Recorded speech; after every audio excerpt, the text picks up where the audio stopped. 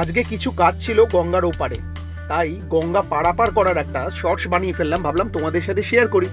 দেখে নাও আমরা এখানে গঙ্গা কিভাবে পারাপার করি। আর পার করতে করতেই চোখে পড়লো বাংলাদেশি জাহাজ। এরা নাকি ভারতীয় জিনিস বয়কট করবে।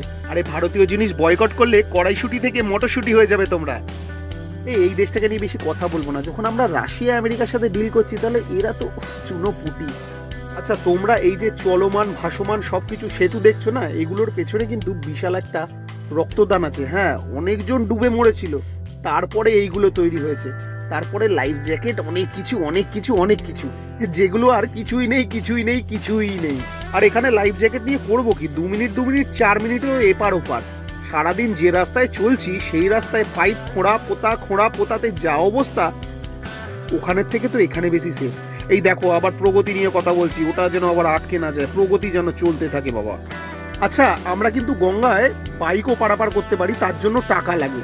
আর টাকা লাগে বাইকটা নৌকোতে চড়াতে আর নামাতে। সেটার জন্য একটা পাটাতন ভালো করে পেতে দিলেই হয়, কিন্তু না, কারোর জন্য করে খাওয়ার জায়গাও তো করে দিতে হবে নাকি? হ্যাঁ।